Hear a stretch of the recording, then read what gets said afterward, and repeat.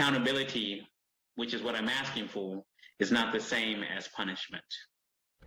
The Monroe County Prosecutor's Office filing criminal charges against two men at the center of a now viral video from Lake Monroe. It's led to marches and protests for almost 2 weeks from people demanding arrests in the assault of Vox Booker. The DNR handed over its report to the prosecutor on Wednesday.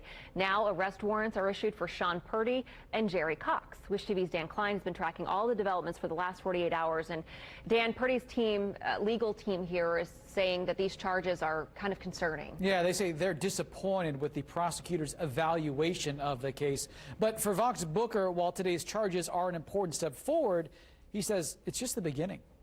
Let him go, please. Sean Purdy, the man seen here with the red shirt who held Vox Booker against a tree, faces 3 felonies: criminal confinement, battery, and intimidation. His friend and employee, Jerry Cox, the man seen here, faces 5 charges, including aiding in criminal confinement. And one of Cox's charges is connected to him knocking the phone out of the hand of this eyewitness. Each man faces 11 years in prison. This isn't a happy moment. It's a necessary moment. We need to realize that we are all human and that this quest is for justice rather than vengeance. Booker and his attorney held a virtual press conference Friday afternoon because Booker was diagnosed with COVID-19 a few hours earlier.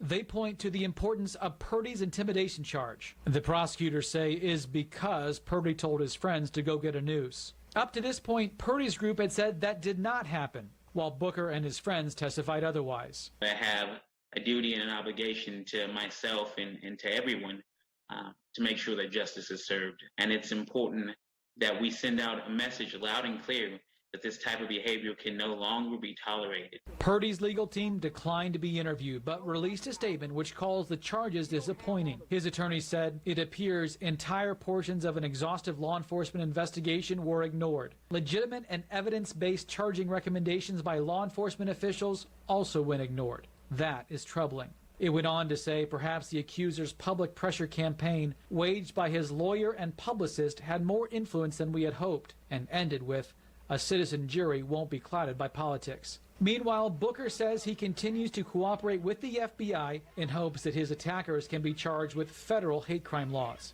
And moving forward, he says, it's not enough to reform failed systems, but that a radical transformation of society is needed. Well, I think it's time that we dream a new dream. We are a new generation, and it's time that we are bold and audacious, that we say that it is no longer enough to try to reform the failed systems of the past. We are in the first warning shots of a race war, to say the least.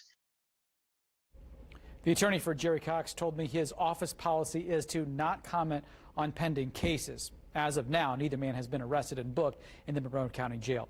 We've got the full statement from Purdy's legal team right now on our website. Reporting in the studio, Dan Klein, Wish TV, wishtv.com.